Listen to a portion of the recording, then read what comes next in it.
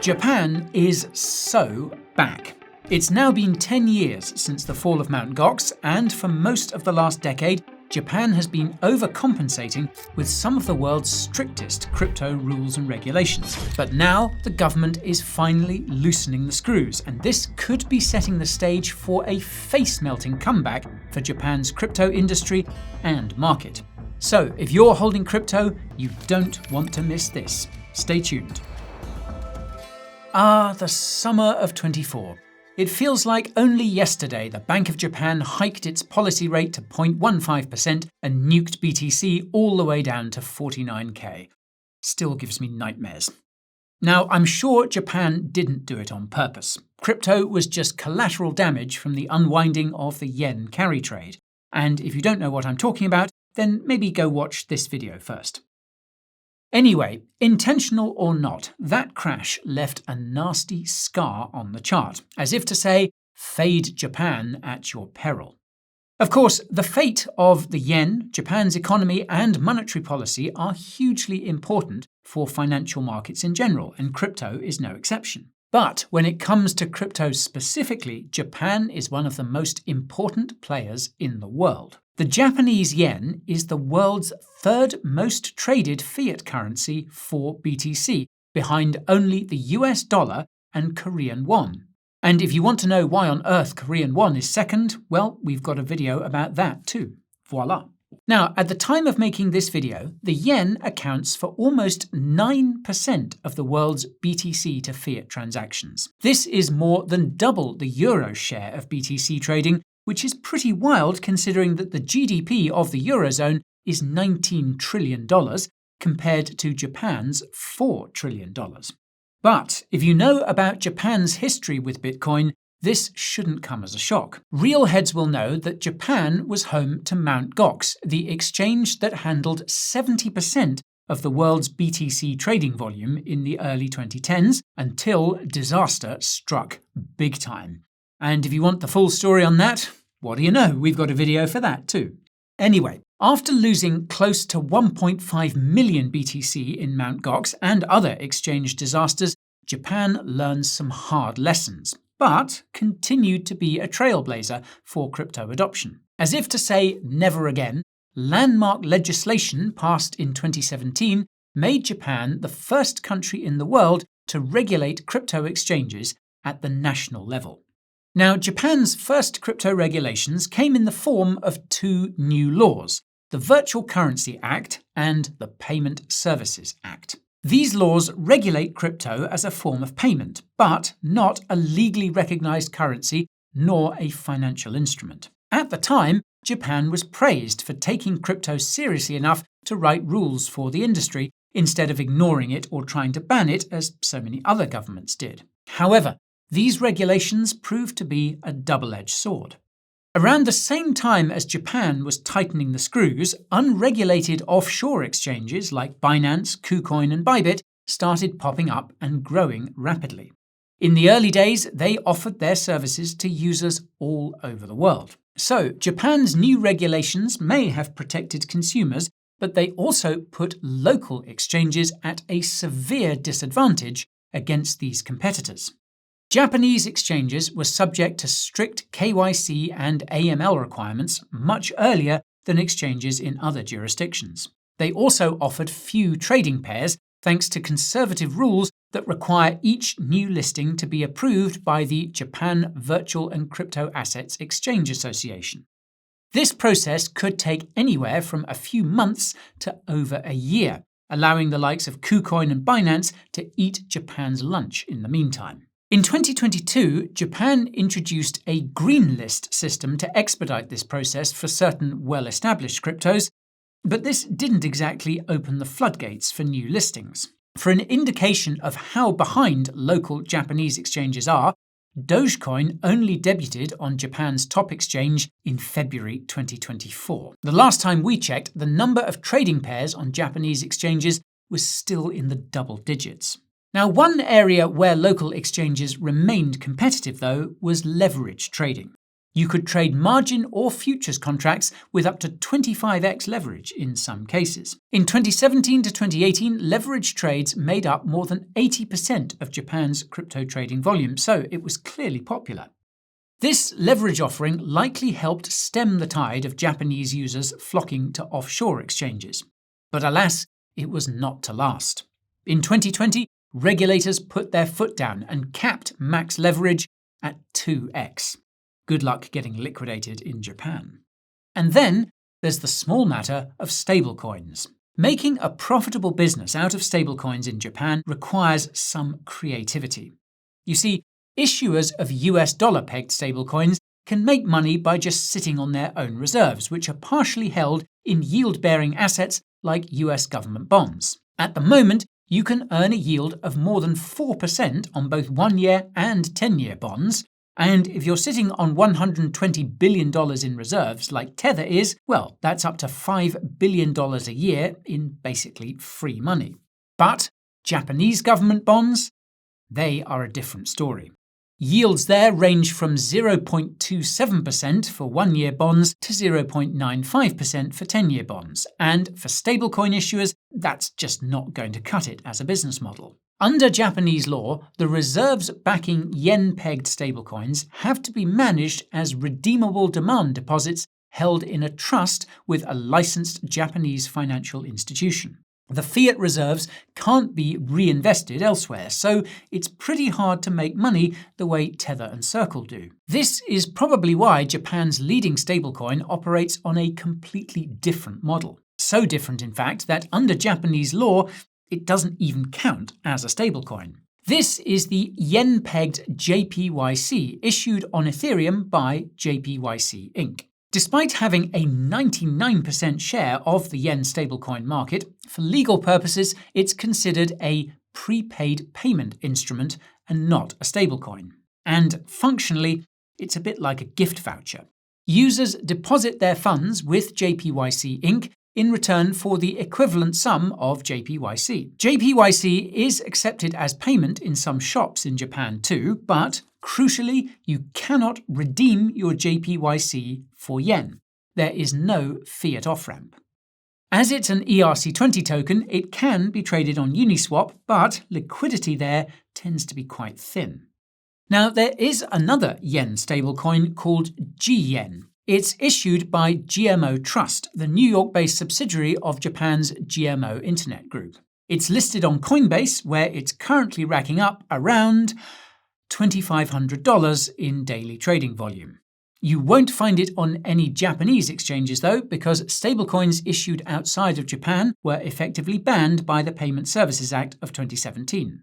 And you know what that means? You can't distribute USDC or USDT in Japan, so you won't find them on any local exchanges either. And even if they were listed, non-yen stablecoin transactions on exchanges are subject to a 1 million yen limit per transaction, which is about $6,700. Now, Japan's strict rules around stablecoins can help to explain the dominance of the Japanese yen among global fiat-to-crypto trading. Most countries make do with USDT or USDC, but on Japanese exchanges, fiat crypto trading reigns supreme. But if you're still not convinced that Japan's crypto laws went too far, don't worry, I got you. Taxes will do it. You see, profits from crypto are treated as miscellaneous income and can be taxed at up to 55%. This is more than double what you would have to pay if you had invested in basically any other financial asset, because they are subject only to a 20% capital gains tax. At one point, Japanese crypto industry insiders were complaining that they were even being taxed on unrealized crypto gains. And to add insult to injury, losses aren't even tax deductible. And so, folks, with that, I rest my case. You can see how Japan's crypto scene began its flop era. After Mt. Gox and the fiascos that followed, the government enacted regulations that stifled the industry and repelled investors. As a result, Japan had to watch its crypto founders hightailing it to other countries that were easier to do business in. Hey everyone, sorry to interrupt the video, but I just want to very quickly tell you about the Coin Bureau deals page. This is the place where we put together all the amazing deals and promos that we're able to offer you guys exclusively as viewers of this channel. Head on over and you will find such things as discounts on hardware wallets, some seriously impressive trading fee discounts on some of the best exchanges, as well as some frankly mind-boggling sign-up bonuses for some of those exchanges too. The link is down below. Check it out when you have a moment. Thank me later. And now, back to the video. Now, the good news is that Japanese crypto bros have been complaining about the situation for years, and the government actually seems to have listened. In October 2021, Japan got a new prime minister in Fumio Kishida, who took it upon himself to try and turn around the country's fortunes in crypto and Web3. Or at least, he talked a good talk in that regard. Sentiment was hitting rock bottom right around the time Kishida came to power. At the end of 2021, one Japanese crypto founder spoke to CoinDesk about how Japan had lost to the US in internet, mobile, and cars, and was losing in a lot of electrical appliances to China and South Korea. Quote, Web3, blockchain, and crypto are going to be the next big movement. We're going to lose again if we don't change the law. And this must have been a common sentiment in Japan because just a few months later, Kishida's Liberal Democratic Party dropped its own Web3 white paper, where it said pretty much the same thing. Quote, Japan, which had once led the world's crypto industry up to the mid-2010s, has become a country that is avoided by entrepreneurs both domestically and internationally. Regulations were strengthened and the crypto industry in the Japanese market lost its attraction. Many entrepreneurs and investors left Japan to seek better business environments. Now, luckily, the government adopted the crypto-positive messaging of the white paper, and before long it established a Web3 policy office within the Ministry of Economy, Trade and Industry. By late 2022, the government was handing out NFT awards to mayors in Japan who were deemed to be doing a good job. Separately, Prime Minister Kishida announced a plan to issue digital IDs in the form of NFTs too. It's not clear how much this benefited the crypto industry, but it was at least a sign that the government was trying to engage with Web3. In a more encouraging development, Japan's Financial Services Agency announced plans to lift the ban on foreign-issued stablecoins. That was December 2022, and it took a while, but USDC is finally expected to get a listing in Japan in October 2024, so any day now. Specifically, USDC is expected to debut on Japan's CoinCheck exchange as part of a partnership with Circle. Tether has, however, been given the cold shoulder again, but, well, I'm sure they'll survive. And for what it's worth, opening the door to foreign-issued stablecoins should allow the use of G-Yen in Japan, but just don't count on it flipping the JPYC monopoly anytime soon. Even more recently, the CEO of JPYC Inc. announced that the company was, quote, in the final stages of the review process to obtain two important new licenses. The first will allow JPYC Inc. to sell USDC in Japan. Aside from its partnership with CoinCheck, Circle has also invested in JPYC Inc., so we're not sure who will be feeding the Japanese public USDC first, but we're sure the pie is big enough for both companies to benefit. The second license is a bigger deal though, because it will allow JPYC to be redeemed for yen 1-to-1.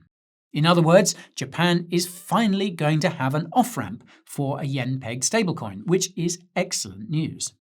On the flip side, it looks like JPYC is additionally going to be issued as a trust-type stablecoin backed by reserves that will be held by Japan's largest bank, MUFG. This matters because this new reserve-backed JPYC will be issued on MUFG's Progmat chain. Now, Progmat is an interesting case because it's a private and permissioned blockchain, but it supports stablecoin issuance on public chains, including Ethereum, Polygon, Avalanche, and Cosmos. Even Binance Japan is looking into launching a Japanese yen stablecoin on Progmat. Should we be pro-Progmat then? You know what? That's a topic for another video. Anyway, it looks like JPYC and USDC will have Japan's stablecoin market cornered for the foreseeable future. But it'll be interesting to see if crypto users who are used to trading in yen to fiat crypto pairs will now default to using a US dollar stablecoin. If the yen continues to bleed against the dollar, this seems plausible. Moving on, the Japanese government continued its crypto-positive stance into 2023. Prime Minister Kishida continued bullposting, calling Web3 the, quote, new capitalism, and never missing an opportunity to talk about NFTs. More importantly, though, 2023 was the year when the tide started to turn on Japan's crippling crypto tax regime. In June, the cabinet confirmed that token issuers would not be taxed on unrealized gains on their own tokens, and in December it approved a proposal to scrap corporate tax on unrealized crypto gains altogether. The chairman of the Japan Crypto Asset Business Association told CoinDesk that this tax policy had been forcing Web3 companies out of the country by making them liable for tax before they could even turn a profit from their business. So you can imagine how welcome this news was for crypto founders in Japan. The new policy was incorporated into Japan's 2024 tax reforms, which came into effect in April. But the government didn't stop there. In October, Bloomberg reported that Japan's Financial Services Agency was launching a review of the existing crypto laws. And this is very big news for two reasons. A market analyst at Japan's Bitbank exchange told Bloomberg that this review could result in, quote, dramatic changes, including scrapping a ban on crypto ETFs in Japan. Now, how these would perform is the million-sat question. The ETFs in the US are a very tough act to follow, and they made the launch of spot ETFs in Hong Kong over the summer look pretty sad by comparison. But Japan's economy is about 13 times larger than Hong Kong's, so I wouldn't bet on Japanese crypto ETFs being another anticlimax. The second reason to get excited about the review of Japan's crypto laws is because this means the government will re-evaluate whether or not regulating crypto under the Payment Services Act is the best approach. This is extremely bullish because any fool can see that crypto's number one use case to date is speculation, and payment comes in a pretty distant second, if that. When Japan wrote its first crypto rules in 2017, this wasn't so clear. Back then, some Japanese companies were even offering to pay their workers in BTC, and some businesses also accepted BTC as payment.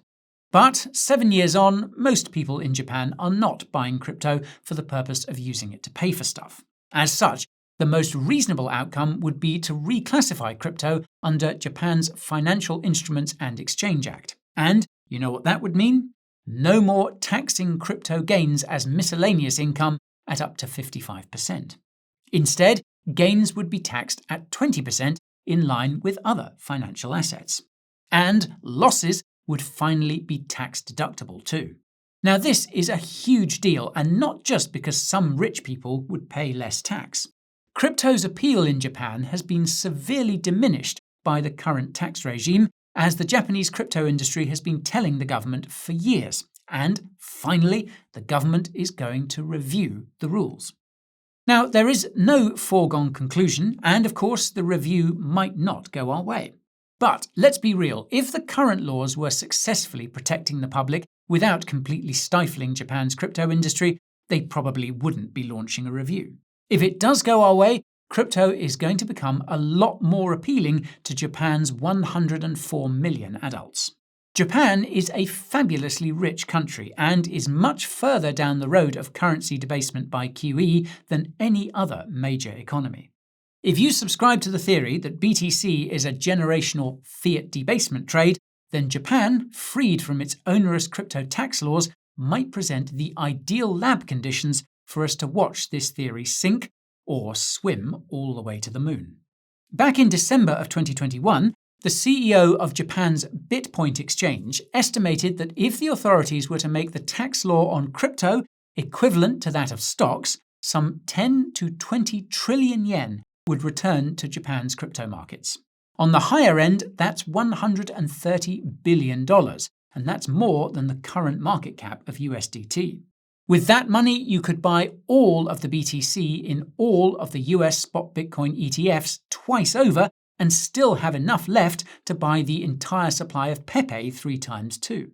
Now, of course, we don't know where this CEO got his numbers from. For all we know, it's completely insane back-of-the-napkin maths. But the crypto community has been far more excited over far smaller inflows than this. Take the FTX estate repayments, for example. That's $16 billion, and how much of that is going to return to the crypto market is not at all clear. If even 1/8 of the Bitpoint CEO's prediction comes to pass, then it's already way more money than we're going to see from FTX. So it took almost an entire lost decade for the Japanese crypto industry, but the government finally looks poised to loosen those screws and hopefully make Japan's crypto scene great again. With any luck, the new government will continue preaching the Web3 gospel as the now ex-PM Kishida so often did. And I'm telling you, bros, Japanese tax reform is not to be faded. Just imagine that 5th of August candle, but upside down and happening all the time. I could be wrong, but give it a couple of months and I'll bet you a few sats that Japan is about to be so back. Okay, we'll have to leave Japan's redemption arc there for today. Smash the like if you want to see 20 trillion yen flooding into the crypto market stat. If you got something out of this video, make sure you're subscribed and have your bell notifications switched on so you don't miss our next upload. As always, thank you for watching, and I will see you next time. This is Guy, over and out.